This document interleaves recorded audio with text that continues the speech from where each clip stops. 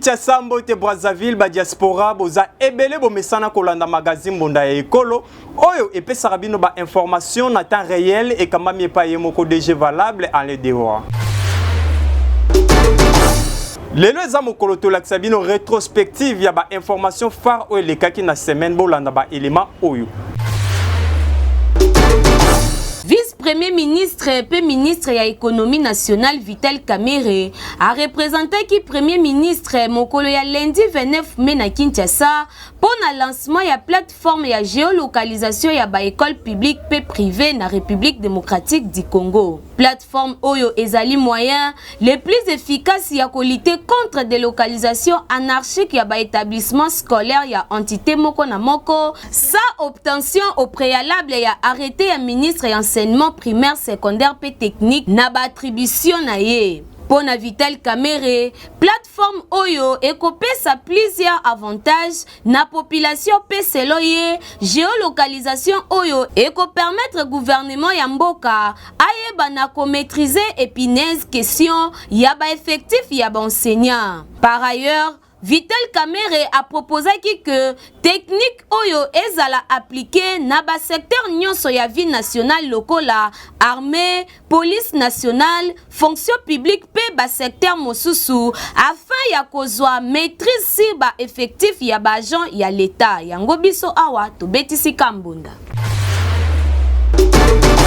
Ndeko ya Congo, boye ba ke dossier ya député Mwanga Chuchu ezaka ko continuer kuna na haute cour militaire. Et Salema qui m'a mardi le 30 mai, il faut que cour militaire a sali ba instruction. Il y a procès député Mwanga Chuchu. Na audience ya mokolango, oye ezalaki kuna la prison militaire ya Ndolo. Débat ezalaki makasi mingi. Na ba dossier à conviction oyo bakutaki. Na mokolo basaki perquisition la résidence ya Elia Ruchuru. Tellement que confrontation ezalaki makasi, les prévenus Mwanga Chuchu azako reconnaître kaka 3 documents entre autres documents ya parcelle oyo mwana na ye Christian Mwanga Chuchu asomba ezakuna ya Kigali. Na ba document misusu Mwanga Chuchu aboyi na ye awangani na ye surtout mingi oyo bazako qualifier que azali membre ya diaspora rwandaise oyo azali ya Kinshasa mingi à travers rapport ba intérêt ya Rwanda. Mwana mboka Mwanga Chuchu aboyi na ye na motema moko. Esali pasi ya kotala ndenge Mwanga Chuchu malgré ba document ya conviction ezala mesa mais azali kaka ko continuer ko wanga na yango. Après débat moko ya makasi oyo esalamaki entre parti ya Mwanga Chuchu pe na ministère public esali ke haute cour militaire a renvoyé procès wana mokolo ya vendredi le 2 juin prochain. Esengeli boyeba ke depuis le 3 mars, mwana mboka Edouard Mwanga Chuchu azali accusé mingi na likambo oyo etali mouvement insurrectionnel pe détention illégale ba armes na ba munitions de guerre mingi incitation ya ba militaire ya kosala makambo ya mabe oyo ezali contraire na devoir na bango. Biso mbonda ekolo toza kotala ya dossier opposé vraiment à suivre yango to betika mbonda. Mokolo ya jeudi 1er juin 2023, chef de l'État Félix Tshisekedi ayambaki délégation ya ba parlementaire belge basololaki ba sujet ebele pe balobelaki mai etali maponami oza koya na mois de décembre 2023. Ya koyeba ezali été côté Belgique bazako souhaiter kotinda ba observateurs internationaux pona kolandela évolution ya processus ya maponami o ebongisami na décembre 2023. Pe basengi transparence pe crédibilité na ba élection o ezali koya. Basuka kikaka wana te ba annoncer koya ya délégation ya Union européenne à République démocratique du Congo pour na kosala suivi ya processus électoral o eza en cours. Na o etali ba crime de guerre, crime contre l'humanité. Chef de l'État Félix Tshisekedi a exigé la délégation parlementaire belge bapesa ba sanctions économiques européennes contre ba acteurs nyonso o bazako déstabiliser République démocratique du Congo. Na maloba na ye Elvan Ouf, chef ya délégation parlementaire belge ba annoncer implication ya Union européenne pour na kopesa solution na ba crise pe ba trouble o ezako salema na partie est ya République démocratique du Congo. A rappela ki lisusu ke République démocratique du Congo est le premier pays partenaire ya Royaume de Belgique. Ba initiative ya boye peuple congolais aza kozela ba retombée positif, ba élection malam et salema pe ba poche ya insécurité esila na ba territoire nyonso ya République démocratique du Congo. Biso magazine ya proximité ya population to betisi kaka mbunda. Ndeko ya Congo, boyeba ke après siti na bango o basaki devant siège ya Seni, ezalaka mingi étouffé na la police kasi, et sali ke elembisa bango te pour ba revendication na bango. Bango banani, mwana mboka Martin Fayulu, Moïse Katumbi Chapwe, matata pojo pe Delice Sanga. Débat, ba organiser les sous, mo banga na marche pacifique, oyo balobi ke, et kozala mingi akaka le 21 juin prochain. Et comme dans la quartier 3 la Massina, bah collègue la boulevard Lumumba, pour pas chuter la première illimitée. Nyanso oyo tellement que bah ébique est constitutionnel, bah que la guide pas. Kokuta na mwana mboka Jasilingo Bilambaka, oyo azali gouverneur ville professeur Kinshasa, pour la kotangi ça article 26 de la constitution, de manière que le parti politique la bango lokola, SID, LGD, ensemble peut envoyer les pots. Mon bangé la marche pacifique la bango, on va organiser. Il y a le 21 juin 2023 à 9h et Zala Kitoko avec un pacte d'idéologie. La carte de Kaka, il y a Koluka Keba, activité opposition et mon avec démocratie. Nayango, bassengi na autorité urbaine, à un dispositif nécessaire dans le Sengeli pour l'encadrement et sécurisation de l'activité. Il faut que la marche opposition, mingi, bazako réclamer. Ba élection libre, transparente et crédible. P, bazako boya, configuration actuelle ya CENI, P à coup conditionnel pour la bango. Ba lobby que esengeli kotia mayele la kadi pour permettre que CENI asala mosala moko na ndenge esengeli biso Monda école magazine d'actualité. Tout ça kotale la pe tout ça ko simele to linga ke mbunda. Ya masolo oyo elega kitoko po démocratie la Congo ezo esika lango yango tubetika mbunda. Ba pays ya communauté ya Afrique de l'Est EAC na Mukuse ba décidé ki mokolo ya mercredi 31 mai na Bujumbura na Burundi que ba rebelle ya M23 ba kozala pré-cantonné na kaya Rumangobo na province ya Nord Kivu. Décision oyo bazwaki yango au cours ya 21e sommet ya EAC. Au cours ya ba 6 oyo ba expert congolais ba écartaki cantonnement ya ba rebelle ya M23 na localité ya Kichanga na nord-ouest na Goma na territoire ya Masisi. D'après Bango, population locale aza hostile na présence ya M23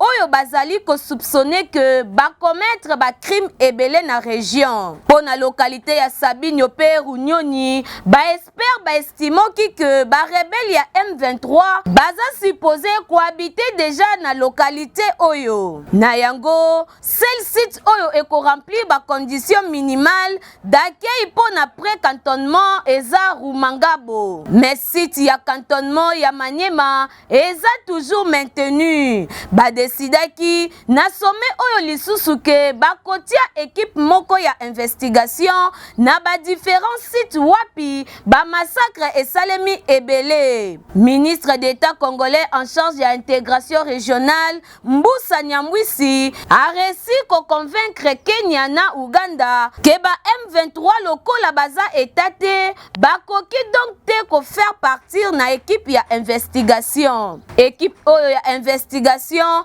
eza composé na conférence internationale si région ya Grand Lac, Union africaine, communauté ya développement ya Afrique australe SADC na sommet oyo ya Bujumbura ba décidé ki pe ko procéder na évaluation ya mission ya ba troupe ya EAC le 15 juin prochain, soit avant fin ya mandat na ye oyo eza prévenu le 8 septembre prochain. Au cours ya rencontre oyo délégation congolaise balobaki pe ba rappelaki na ba état membre que mission ya force régionale ezalaki offensive. Na titre ya rappel esengeli toyeba que ba reporter ki mandat ya force régionale depuis le 8 mars dernier pe yango esengelaki esila na mois ya juin. Kasi au cours ya sommet ya EAC oyo esalemaki mokolo ya mercredi 31 mai ba prolongeaki lisusu mandat na bango ti le 8 septembre prochain. Yango biso awa to betisi kambonda.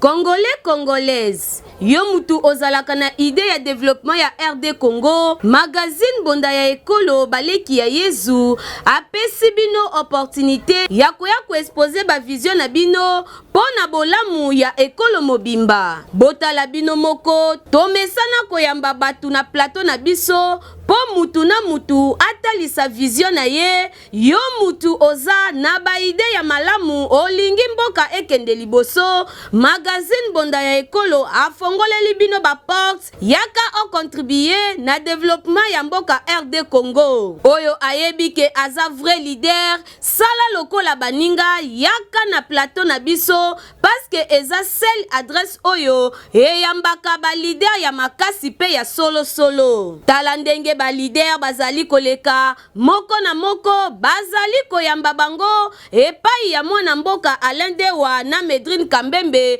avec un partenaire idéologie. To abordaka basi nyonso lokola politique, économique, socio-culturel, religion pena basi mosusu oyo ezo contribuer na développement ya mboka na biso. Bazomona pero batana makanisi kimute mabete. Batu mususu kala kimute mabe ya longwanga na yawana. Me bato bazana miso baomona Congo ezoke na ndenge mususu. Mo bambuye jeunesse oma 20 000 30 000 ke votenga jeunesse asu na tawana ta ozo polo no lati ya ozo mona na poste. Très bien. Non, toza na ba centre ya biso moko et puis tozo tala pe par rapport ya milieu toza. Je te moni peut-être bandeko wana place baza pour se déplacer za musika. Tozo luka peut-être centre ou négocier centre moko boye o baza proche na bango. Merci beaucoup pour la motuna ndeko Alain Dewa. Na kati ya dynamique héritier Maemba pe na kati ya Dinadeba Mobimba. Toza ba formation. Ndenge kaka bozali komona bango pe bazali ba leader oyo bandimi ko participer na développement ya ba quartier commune pour que mboka ekende liboso. Na bino pe ba leader oyo boza kolanda biso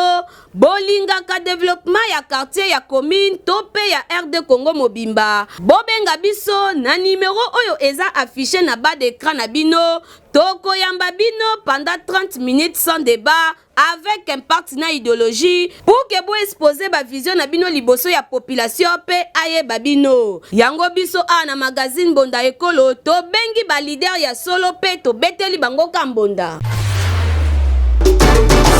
Ezalaki na 7h du matin de bozali komona incendie munene oyo esalemaki na quartier Sakombi na commune ya Ngalema. Bila provisoire na yango ti sikoyo ezali nanu ya 5 maisons de ezali ya kozika. D'après témoignage oyo tozwaki sur place, incendie oyo ezalaki cause epai ya mama moko alambaka mikate pembeni na stock ya essence. Tellement que moto na essence yokanaka te, yango nde ecréé incendie munene oyo ezikisi bandaku ebele pe yango ezalaki maîtriser na intervention ya des services anti-incendie notamment oyo ya hôtel de ville. Imprudence ya batu batekaka essence esengeli na bino te bo permetaka ba mama oyo balambaka mikate to pe biloko mususu pembeni na bino pona ko éviter ba incendie ya modèle ya boye. Na tango oyo mingi bazali kolela ba maison na bango etumbami, biloko na bango eziki bako suka wapi. Yango biso na magazine Bonda Ekolo tozali ko interpeller na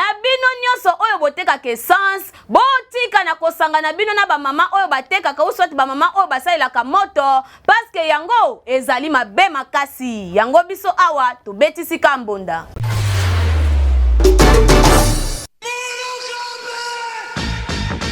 Bana Congo Kinshasa, bana Congo Brazzaville, yo mutu olingaka ba activité na yo eyebana na mokili mobimba. Bonda Ekolo agence epesi bino opportunité ya kosalela bino ba reportage ya kafu. Ezala activité politique, socio-culturelle, économique, religion, sport, conférence. Awa na Bonda Ekolo agence ezo salema avec professionnalisme pe eza na prix moko très abordable. Esuki wana te ende konangai keba na ba reporter ya muyibi oyo bayaka kozwa ba image pe elekaka nango na télévision te kasi awa na Bonda Ekolo agence nyonso ya filmage, modération, réalisation, photoshooting ezo salema avec un partenaire idéologie parce que awa tokanga masolo pena oyo etali image yebake okozwa yango pe ata na format ya YouTube. olingi oyeba bisika tozali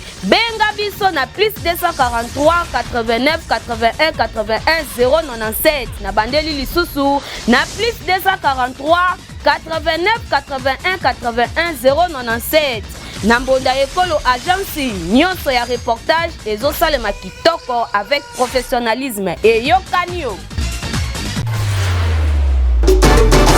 Communiqué nécrologique. Ba famille Lukesa pe Mukoko Glodi bazali na profonde douleur ya koyebisa la bande konyoso liwa ya papa Koko Noko frère et grand frère Jean-Mondo Lukesa oyo azali lisusu na bo moite atika kibiso depuis na butu ya vendredi 2 juin 2023 na hôpital ya Omeko awa na commune na Matete. Nyonso esalemaki suite ya maladie moko ya molai oyo abelaka. En attendant ba programme epesama boye bakeve mortuaire ezali kosalema na résidence ya Mowei oyo ezali na quartier Vitamine numéro 37D bis awa na commune ya Matete. Référence direction Kiyimbi pe arrêt pharmacie. Communiqué oyo ekomela moto nyonso o ayebi papa Jean-Mondo Lukesa ezali pe signé na mwana mboka Glodi Mukoko. Biso mbonda ekolo magazine d'actualité tozali pe kokabola mawa elongo na bango.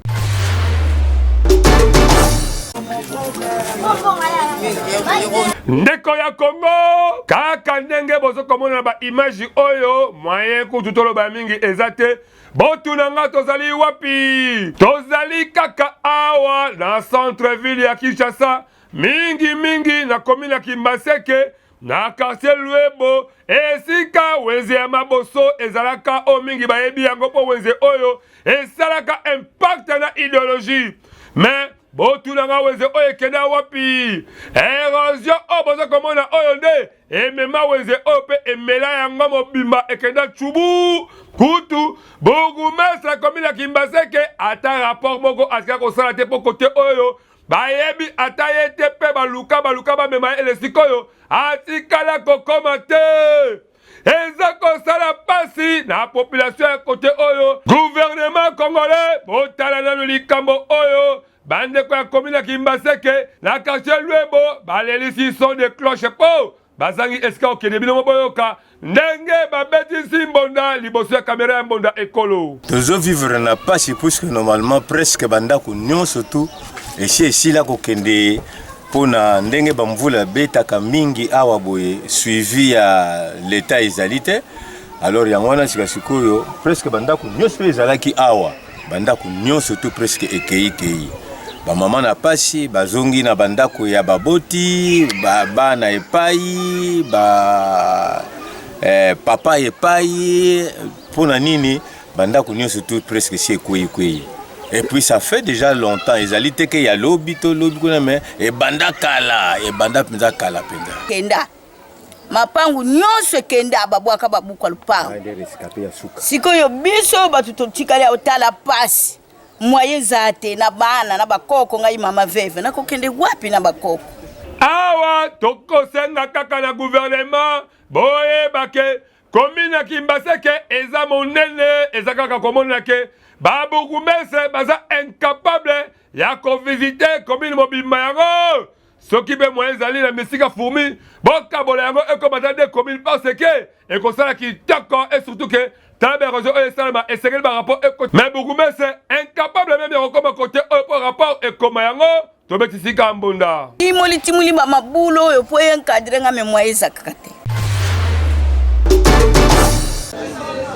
ndeko ya Congo tala ndenge bozali komona awa bokotula nga tozali wapi tozali awa na commune ya Njili mingi na quartier D la police etie maboko epa bandeko ozali komona mibale oyo basuka na miyibi pe oyo komona misato yende vraiment vrai kulu na po bakoma ko opérer ba moto koyibaka kokataka to machati kobotolaka biloko nde kobotola yango nde ekoma métier na bango mibale oyo ndeko na ngai yo tokotaka na restaurant oza mama malewa zalaka souple po bachangeage bakoma akwela malewa asomi mabula fumo na makingo ya soso misu na ebe pai akotalaka esika mama malewa abombisaka misolo na ye tope esika asaka bachombo na epo calcul na ezali ke soki asalaki dépense ya 1500 ayiba yo biloko koleka ba valeur wana na mokola lelo nde ezalaki 100e jour na ye ndeko ayibi mama ba téléphone na ye pe à côté le pango a changé bilama avec idéologie kaka kokima mezo kande 6e sens esalaki batala be chombo ezate baluka chombo kiapi ba ekolandela bakangi moyibi yango kaka ndenge bozomona depa na la police bino moko boyoka ndenge commandant la police ba plaignant babetisaki mbonda.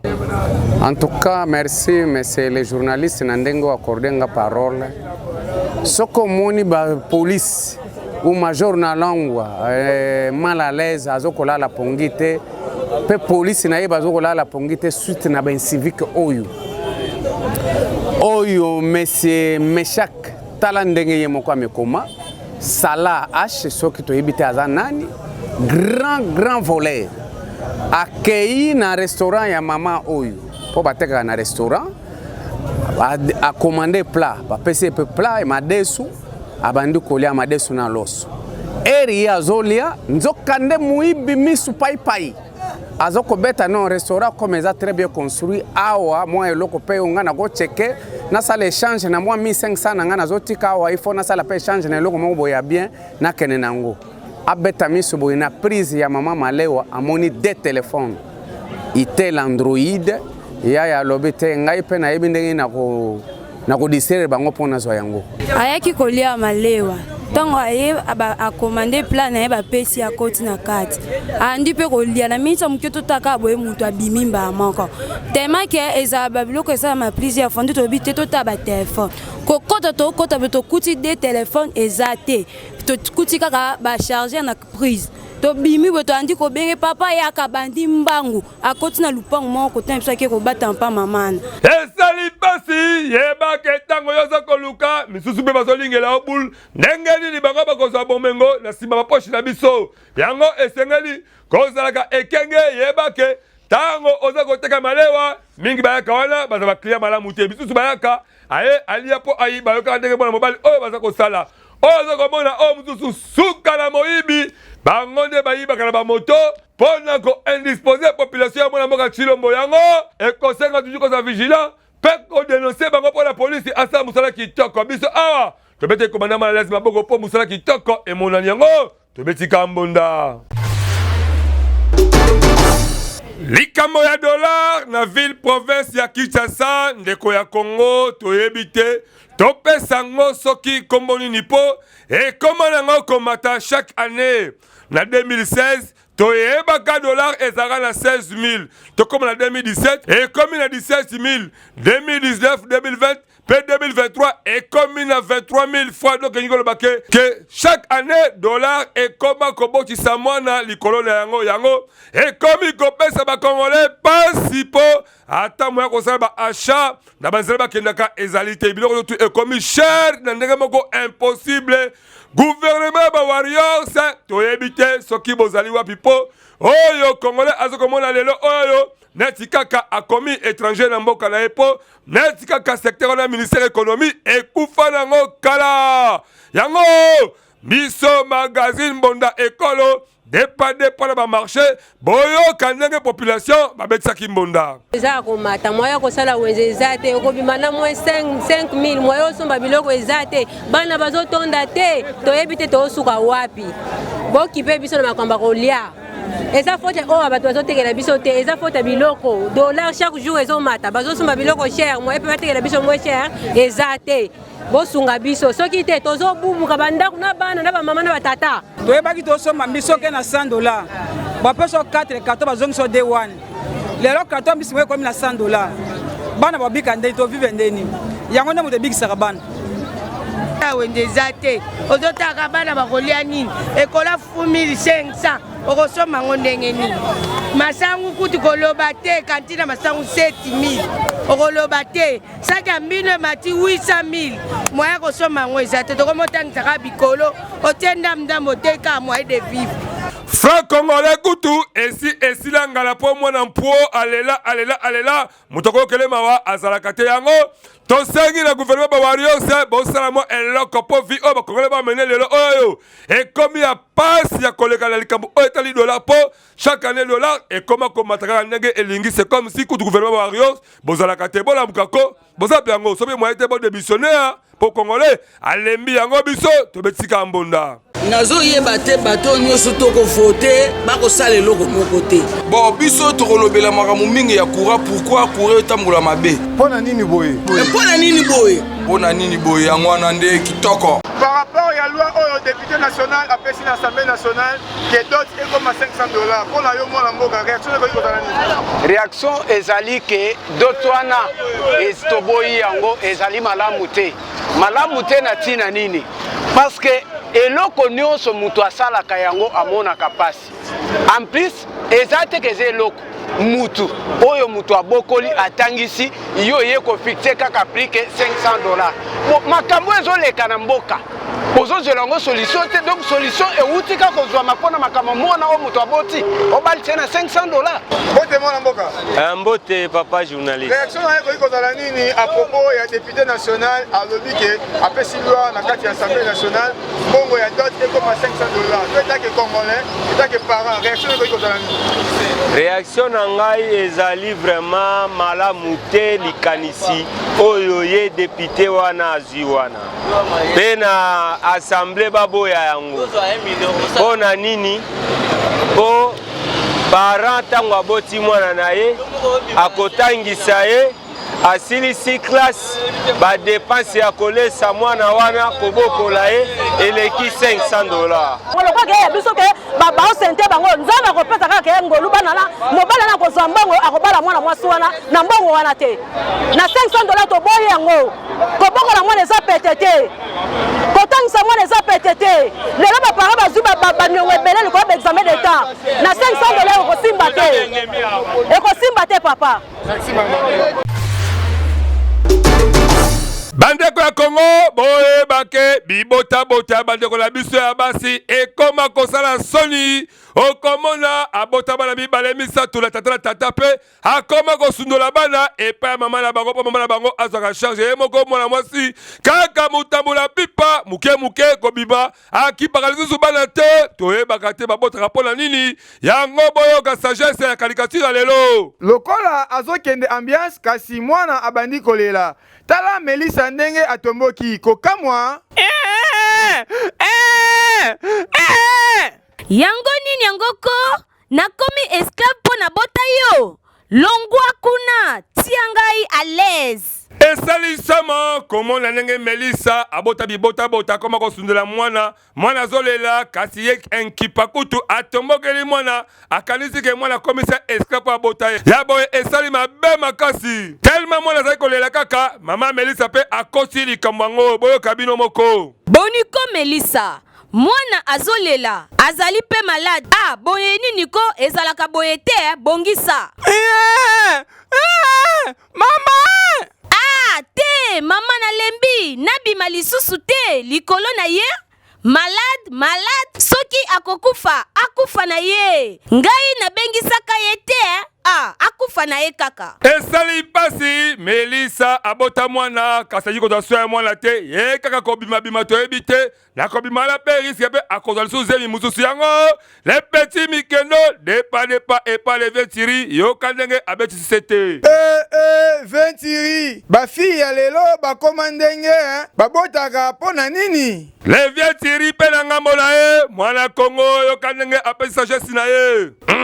ezaleli mabe kasketi na tango oboti yeba pe kobokola bongo bana ya boye bapapa na bango bazaka wapi elenge bokola mwana na yo tokosenga kaka na bandeko basi yeba ke tango bozwaka bazemi bozaka bota bana boyebaka pe kozwa so ya bana na po bana na nde bango nde Kongo ya lobi na yo ndeko mobali omesala kotia basi bazemi tala pe lelo facture basi ba dimio ba $500 luka obala obota pe zwa encadrement ya bana na yo po Kongo ya lobi yango nde na bana oyo tozobotaka yango tobetika mbunda bonde la kisi to comme na suka magazine na biso mokolo lelo tala ndenge bozaki ebela kolanda biso to pesi merci mingi na ba fidèle téléspectateurs nyonso ba mesana kolanda magazine Mbonda ya Ekolo pe to sengi bo s'abonner massivement na chaîne YouTube Mbonda ya Ekolo officiel yango nde ezali moya malama ko soutenir biso pe bo continuer kolanda biso na ba chaîne partenaire na biso po bo zwa ba information solo na temps réel sima ya caméra ezalaki Wilfried Samba